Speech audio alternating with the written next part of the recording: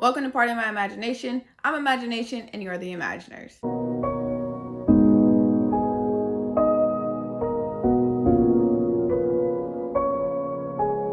Welcome if this is your first time. My name is Jasmine and welcome back if this is your second or third or however many times you have clicked on my channel. Welcome. Today I'm going to be doing my week 1 and week 2 reading wrap-ups of December. So let's just get into the books that I read. Alright, so the first book that I read was Goddess in the Machine by Lora Beth Johnson, and I gave this book 4 stars. This book is following this girl named Andra, and Andra is in a world where she was asleep for, I can't remember how long, but she was pretty much in this capsule that kept her alive. And she gets waken up by a man called Zaid. And Zaid is pretty much trying to win his crown back.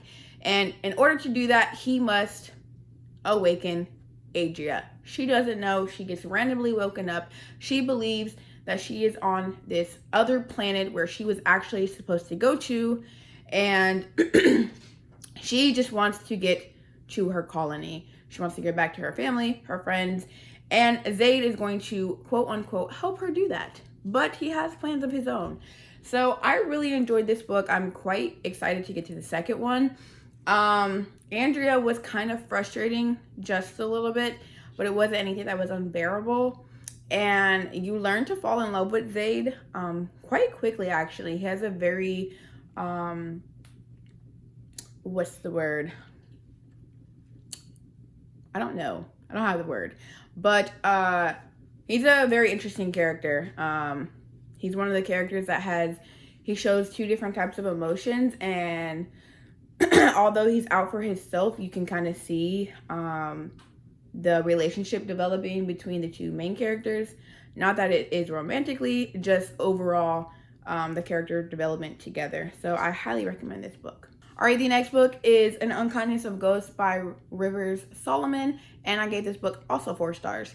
So this book is following this girl, I can't remember her name off the top of my head right now because I'm doing this video really late, but you're following this main character who is on this ship, and on this ship it's basically an entire, like, if you took planet Earth and put them all on a ship, they have their own religion, and it's kind of based on slavery as well. So you have the lower deckers and the top deckers. Obviously, top deckers being the white people. They have all the administrative jobs, all the important jobs, right? And then on the bottom deck, you have the black people. Well, you're following this main character who is essentially, in her own words, a doctor. She's a self-taught doctor. She loves chemistry. She loves science. She loves, I won't really say helping people, but she just loves the science behind things. She loves how things work. She loves the engineers. She's also, I don't want to say asexual, but she is definitely bi, that's for sure. So you're just following her through this story where she's trying to figure out what happened to her mom, while also trying to protect herself from the admiral of this ship, because he doesn't like her. So he pretty much is trying to, like, beat her down and make her fall in line. But that's just not her personality. You have a group of characters that you're really going to love. You have the doctor, the official general doctor that actually helped her improve her art. You have her roommates. And she has different relationships with everyone that you see her come in contact with. So just the science behind this book was quite interesting. So it's a book that I would recommend, and this is, I believe, my second book by Rivers Solomon. I also read The Deep by them. So yeah, I would check this one out as well. All right, the next book that I read was The Warlord Wants Forever by Kresley Cole, and I gave this book 3 stars. This book was recommended to me by my coworker. What's up? Hi. And the only reason why it got the rating that it did is because it was just not what I was expecting. Like, he kind of warned me about, like, the erotica of it, but it just wasn't exactly, it wasn't explained, because he was explaining it to me from a perspective as he had already read quite a bit of the series. So he was giving me a grand like scheme of the overall series. So when I went into the first book, it was not what I was expecting. But anyways, this book is following a Valkyrie and a vampire. The Valkyrie hunt all different types of monsters, specifically the vampires, and she is set out to kill one of the main characters, who is a vampire. And she ends up blooding him. And what that means is that he ends up falling in love with her. He feels like she is the one and that she is owed him the release. That's all I'm going to say. I'm not going to spoil it in the event that you want to wait. This is a paranormal romance. At least the first one. I don't know how the overall series is, but this one was 100% a paranormal something. We're just going to say that. The sex scenes were super juicy, but the main characters were also kind of infuriating. So, and I just didn't like him as a character. I liked him as a character, but I didn't like the sexism of his character. The I own you portion of it. And things could have been solved if he just, communicated. So yeah, that's that. That's all the time I'm going to spend on that book. All right, the next book I read was Sword of Destiny by Andrzej Sapkowski, and this is the second book in the Witcher series. I gave this book 3 stars. It is also a short story collection as well as the first one. I did enjoy it more than the first one, but I also didn't enjoy it because I haven't played the game and I haven't watched the TV show. So going from the first book into the second book, I really didn't know who some of these characters were. And they were just thrown at you. And you're like, who the hell is this? And Yennefer is just thrown at you. And you're like, there's just this relationship. But you don't know why he loves her because it wasn't really shown in the first one. And in the second one, it's just like already fully established. And you're on the back end of it. And you're like, what? What happened? I don't know. And I just need that in between. So although I did enjoy these stories more, I enjoyed, I can't really talk on any of them because they're short stories. But I did enjoy the characters overall. I just didn't enjoy how I got there because I just didn't know. And they're just short stories. So once you feel like you're finally getting into it, it's taken away because the story ends.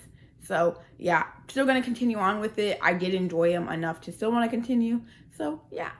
All right, the next book I read was Always and Forever Laura Jean by Jenny Han, and I gave this book 4 stars. This is the last book in the To All the Boys I Loved Before series. I will say this was a great ending to the series.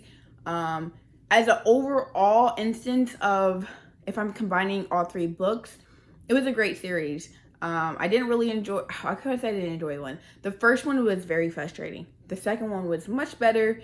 And the last one was also just a great write-off to the series. I really enjoyed the character development throughout all of the characters.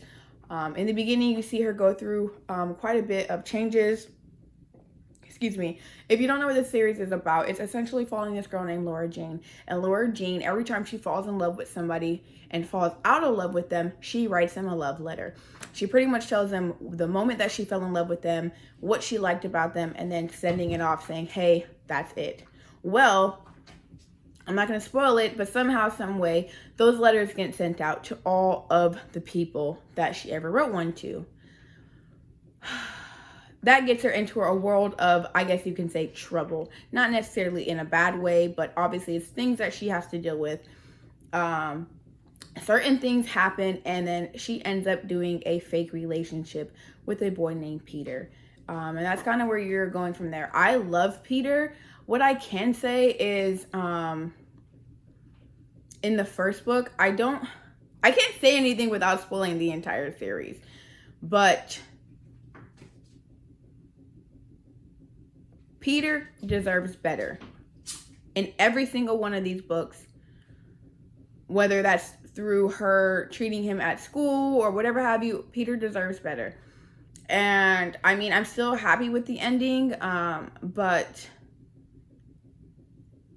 she just really needs to work on her communication. Although she does grow better with communicating at the end, she still just is lacking in that communication piece.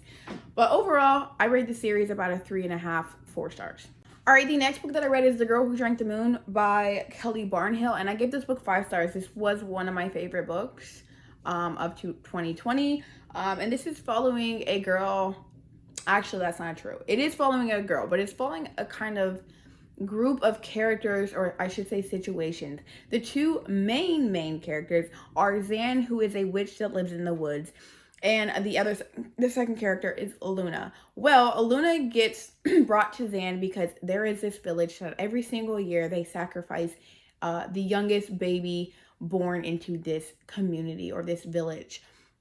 And every year they sacrifice the baby because they believe that if they don't, the witch is going to come down to their village and pretty much kill them all.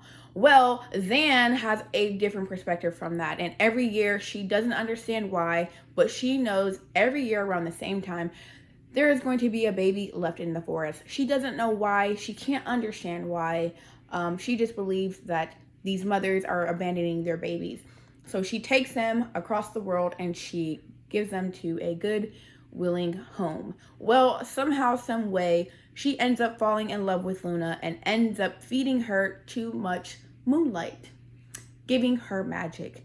Now she knows that she can't give Luna away, so she ends up erasing Luna. And you see her from the time that she loves the baby to the time that Luna is starting to develop her powers. Zan has to pretty much put a cap on her powers because she doesn't understand. But the consequences of that is that she cannot talk about magic. So Luna has this power growing in her where she doesn't know what it is. And her grandmother, that's what she calls herself, Zan, she can't explain magic to her. And then on the side story, you have a young boy from the village that when Luna was sacrificed, he felt like it was wrong and he couldn't understand why they had to do it. He grows up trying to be on the council, and that ends up changing. And then you do get to see a glimpse in actually Luna's mother. And that's all I'm going to give you because it comes around full circle. It's such a great middle grade book. I highly recommend this story. And just, it was just good. I really loved it so much. I don't want to give you too much because then I'm going to just spoil the book for you. So I'm just going to leave it at that. All right, the next book and final book that I read for week 1 and 2 is Grown by Tiffany D. Jackson. I gave this book 3.5 stars. 3.5 stars. I'm still debating on it. I did enjoy the story. I will just say I think it got the rating that it did is because it was hard to read. Not in the sense that like I didn't understand the word or vocabulary or grammar that was used. It was just more so the situation of it. So it's following this woman or this girl, this teenager called named Enchanted. And in layman terms, it's pretty much the story of R. Kelly. She said it wasn't. She said it was inspired from things and that it was inspired by this. But in a sense, it's basically the R. Kelly story. Enchanted is obviously underage, and Corey Fields is a artist. He was a young artist, and she ends up going to an audition, and Corey Fields ends up being one of the judges, and he pulls her aside, and he's like, "Oh my God, I can make you a star," yada yada yada. Her parents end up agreeing to letting him take her on a road trip to get her name out there, and that's when things turn astray, and he basically starts like, you know, sexually assaulting, sexually abusing, just abusing, period. So trigger warning for sexual assault, trigger warning for underage relationships, Stockholm syndrome, abuse, verbal abuse. Like, this is a hard story to read. So it's not one that I would recommend you just go into. It's something that you have to mentally prepare for, because you're seeing it from the perspective of Enchanted, and she feels like he loves her, so she doesn't see these things as wrong. Like, He literally traps her in her house and doesn't let her talk to her family or friends. And then, like, even though he's telling her he loves her, he has other underage girls that are younger than her sleeping with him. And it's hard. That's all I'm going to say. If you're dealing with things like this, I highly wouldn't recommend it right now if you're not in a headspace for it. And that's all I can say. Like, it's pretty much the R. Kelly story. So I don't really need to say much more. So yeah, I'm going to leave it at that. All right. So those are all the books that I read for week 1 and week 2 of December. Yeah, I had some 5 stars, quite a bit of 3 stars. My first 2 weeks were kind of rocky, but it is what it is. So yes, that is all that I have for you guys today. Be sure to check out my description where you can find easy ways to contact me, as well as all the books that I talked about. If you like this video, be sure to like, comment, and subscribe. And if not, just imagine I didn't come back again. Until next time, keep imagining.